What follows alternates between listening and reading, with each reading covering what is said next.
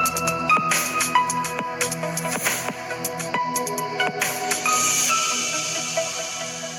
Friends, എല്ലാവർക്കും മറ്റൊരു പുതിയ വീഡിയോയിലേക്ക് സ്വാഗതം. It's me Akhil Satheesh and welcome to Akhil Satheesh world.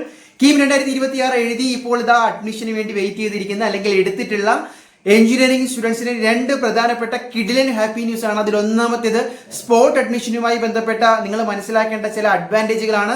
നാളെയും അല്ലെങ്കിൽ ഇതിനു മുമ്പ് പങ്കെടുത്തിട്ടുണ്ടാവും, നാളെയും മറ്റന്നാളും ഒക്കെ നിങ്ങൾ സ്പോട്ടിന് പങ്കെടുക്കാൻ പോകുന്നവരായിരിക്കും 14-ാം തീയതി. ഓക്കെ, അപ്പോൾ നാളെ ഏത് ദിവസമാണ്? 13-ാം തീയതി. അവിടെ നാളെ കൃത്യമായിട്ട് പറഞ്ഞാൽ കേരളത്തിലെ 13-ലധികം സെന്ററുകളിൽ ഈ പറയുന്ന സ്പോട്ട് അഡ്മിഷൻ നടത്തുന്നുണ്ട്. അതിൽ തന്നെ നിങ്ങൾ മനസ്സിലാക്കേണ്ട ചില കാര്യങ്ങളുണ്ട്.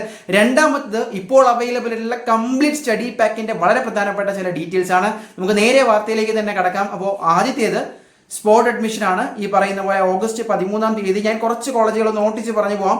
ബാട്ടൺ ഹില്ല്, അതുപോലെ തൃശ്ശൂർ, RIT, കോഴിക്കോട്, കണ്ണൂർ, പിന്നെ എന്താ നമ്മുടെ government college of engineering Painavu, അതായത് ഇടുക്കിയുടെ അവിടെ വരുന്ന TKM, MAS, NS college of engineering. ഇത് കൂടാതെ തന്നെ അവരുടെ വെബ്സൈറ്റിൽ എന്ത് ചെയ്തിട്ടുണ്ടാകും, പബ്ലിഷ് ചെയ്തിട്ടുണ്ടാകും. അപ്പോൾ ഈ കോളേജുകളിലെല്ലാം എന്താണ് സ്പോട്ട് അഡ്മിഷൻ നടക്കുന്നുണ്ട്.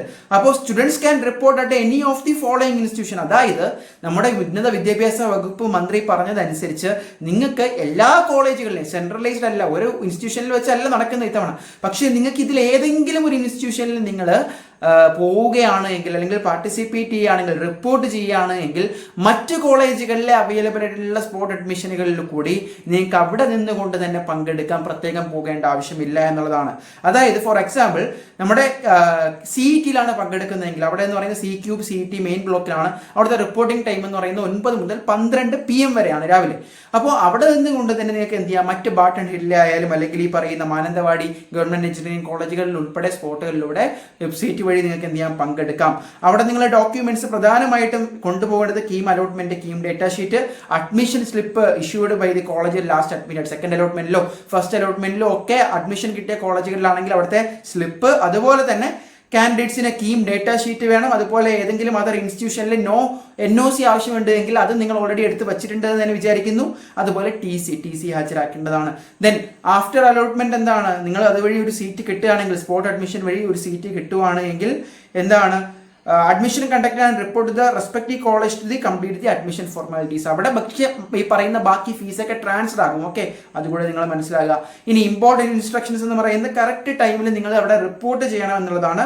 ദെൻ ഡൗൺലോഡ് യുവർ ഓതറൈസേഷൻ, അതായത് അവിടെ പറഞ്ഞിട്ടുള്ള ബാക്കി ഫോർമാറ്റുകളെല്ലാം, അതായത് such representative should submit and authorisation letter from the prescribed format. അപ്പോൾ അതായത് കോളേജ് വെബ്സൈറ്റിൽ അവിടെ പറയുന്ന രീതിയിലുള്ള ഓതറൈസേഷൻ ലെറ്റർ ആണ് നിങ്ങൾ എന്ത് ചെയ്യേണ്ടത്, റെപ്രസെന്റ് ചെയ്യേണ്ടത് അല്ലെങ്കിൽ അവിടെ സബ്മിറ്റ് ചെയ്യേണ്ടത്. അപ്പോൾ ഈ രീതിയിൽ നാളെ ആരൊക്കെയാണ് സ്പോട്ട് അഡ്മിഷന് പോകുന്നതെന്ന് കമന്റ് ചെയ്യാം. ഇനി മറ്റൊരു പ്രധാനപ്പെട്ട കാര്യം, പല കോളേജുകളിലും ഓറിയന്റേഷൻ തുടങ്ങിയിട്ടുണ്ട്, ക്ലാസ്സുകൾ തുടങ്ങിയിട്ടുണ്ട്, ഡിപ്പാർട്ട്മെന്റിലെ മറ്റു കുട്ടികളെ പരിചയപ്പെട്ട് വരികയാണ്.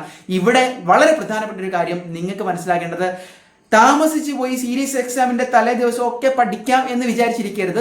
സ്കൂള് പോലെ തന്നെയാണ് കോളേജ്, പക്ഷേ അവിടെ നിങ്ങൾ മനസ്സിലാക്കേണ്ടത് കോളേജിൽ ഒരുപാട് അതർ ആക്ടിവിറ്റീസ് വരും. അതിലൊക്കെ നിങ്ങൾ ഇൻവോൾവ് ചെയ്യുമ്പോൾ സ്റ്റഡിക്കുള്ള സമയം കുറവായിരിക്കും. നിങ്ങൾ പിറകെ നടന്ന് പഠിപ്പിക്കാനൊന്നും ആരുമില്ല. അപ്പോൾ എക്സാം ആയിട്ട് ഇത് സ്റ്റഡി ചെയ്ത് തുടങ്ങാം അല്ലെങ്കിൽ അറിയാമെന്ന് ശ്രമിച്ചു കഴിഞ്ഞാൽ എന്താണ് ഈ പറഞ്ഞ പോലെ നിങ്ങൾക്ക് അപ്പോൾ സമയം കിട്ടണമെന്നില്ല. സപ്ലി എന്ന് പറയുന്ന ഒരു കാര്യം വന്നു കഴിഞ്ഞാൽ നമ്മുടെ മൈൻഡ് മുഴുവൻ പോകും. ഇപ്പൊ തന്നെ നിങ്ങൾ കേട്ടിട്ടുണ്ടാകും ഇയർ ബാക്ക് ഒഴിവാക്കിയെന്ന്. ഭാഗ്യത്തിന് ആ കുട്ടികൾ പോരാണ്ട് ഇയർ ബാക്ക് ഒഴിവാക്കി. പക്ഷെ നിങ്ങളുടെ ബാച്ചിലൊന്നും അതൊന്നും ഉണ്ടാകില്ല, ഞാൻ ഉറപ്പിച്ച് പറയാം. അതുകൊണ്ട് എന്ത് ചെയ്യുക, ഇപ്പോഴേ പഠിക്കുക. അപ്പോൾ അതിനെന്ത് വേണം, സിലബസ് എന്താണെന്ന് വേണം, എന്തൊക്കെ പഠിക്കാനുണ്ട് എന്ന് വേണം, കൃത്യമായിട്ട് പഠിക്കാനുള്ള നോട്ട്സ് വേണം, അതിന് എക്സ്പെക്ട് ചെയ്യാനുള്ള മോഡൽ ക്വസ്റ്റ്യൻസ് വേണം. +2-നെക്കാളും സിമ്പിളാണ്, ഞാൻ എക്സ്പീരിയൻസ് കൊണ്ട് പറയാം. പക്ഷെ നിങ്ങൾ എന്ത് ചെയ്യണം, സിസ്റ്റമാറ്റിക് ആയിട്ട് പഠിക്കാനുള്ളത് ഇപ്പോഴേ ഒന്ന് അറിഞ്ഞു വെക്കുക. പഠിച്ച് ജസ്റ്റ് ചെറിയ പോർഷൻസ് പഠിച്ചു തുടങ്ങുക. ഇപ്പൊ തന്നെ ഒരു ക്ലാരിറ്റി വരിക. ഒന്നും അറിയാതെ ഇപ്പോൾ നമ്മൾ SLC കഴിഞ്ഞ് +1 പോകുന്നതിന് മുമ്പ് നമ്മളെ പഠിപ്പിക്കാൻ ഒരുപാട് ട്യൂഷൻ ഉണ്ട്. സയൻസിൽ എന്തൊക്കെയാണ് പഠിക്കേണ്ടതെന്ന് അറിയാം. നമ്മൾ ടെക്സ്റ്റ് ബുക്ക് അതിന് മുമ്പേ മേടിക്കും. ഇവിടെ അങ്ങനെയല്ല, ഓറിയന്റേഷൻ ഒരാഴ്ച കഴിയുന്നു, ഓണം വെക്കേഷൻ വരികയാണ്. ഇതിന്റെയൊക്കെ മട്ടിൽ പോയിട്ട് നിങ്ങൾ ചെന്ന് കയറുമ്പോൾ പിന്നെ 2 ആഴ്ച കഴിഞ്ഞാൽ സീരീസ് എക്സാം വരികയാണ്. അതുകൊണ്ട് മക്കളെ ഇപ്പൊ തന്നെ എന്താണ് പഠിക്കാനുള്ളതെന്നും പഠിക്കാനുള്ള മെറ്റീരിയൽസ് ഒരു കുടക്കീഴിലെ കംപ്ലീറ്റ് സബ്ജക്റ്റിന്റെയും കംപ്ലീറ്റ് മൊഡ്യൂൾസിന്റെയും ഹാൻഡ് റിട്ടൺ PPT PDF നോട്ട്സും അതിൽ നിന്നുള്ള എക്സ്പെക്റ്റഡ് ക്വസ്റ്റ്യൻസും നിങ്ങളുടെ കയ്യിൽ ഒരു കംപ്ലീറ്റ് സ്റ്റഡി പാക്ക് ആയിട്ട് സിംഗിൾ ഫയൽ ഉണ്ട് എങ്കിൽ അതിന്റെ അഡ്വാൻറ്റേജ് നിങ്ങൾ തന്നെ ഒന്ന് ആലോചിച്ച് നോക്കൂ. ഓൾറെഡി അഡ്മിഷൻ എടുത്ത് ഓറിയന്റേഷൻ തുടങ്ങിയിട്ടേ ഉള്ളൂ. ഇനിയാണ് നിങ്ങൾ സിലബസിനെ കുറിച്ച് അറിയാൻ പോകുന്നത്, ബാക്കി കാര്യങ്ങൾ അറിയാൻ പോകുന്നത്. പക്ഷെ ഇപ്പോൾ തന്നെ ഈ സിലബസ് അടിസ്ഥാനപ്പെടുത്തിയുള്ള കംപ്ലീറ്റ് സ്റ്റഡി പാക്ക് വേണമെങ്കിൽ ജസ്റ്റ് ഒരു മെസ്സേജ് വാട്സാപ്പിൽ ഇട്ടാൽ മതി. തീർച്ചയായിട്ടും അതിന്റെ കംപ്ലീറ്റ് ഡീറ്റെയിൽസ് പറഞ്ഞുതരും. ഓൾറെഡി മെസ്സേജ് അയച്ചവരാണെങ്കിൽ ഒന്നുകൂടി ചിന്തിക്കുക. സോ മക്കളെ, മാക്സിമം ഫ്രണ്ട്സിലേക്ക് കൂടി ഷെയർ ചെയ്യാം. മറ്റൊരു വീഡിയോ ആയിട്ട് കാണാം.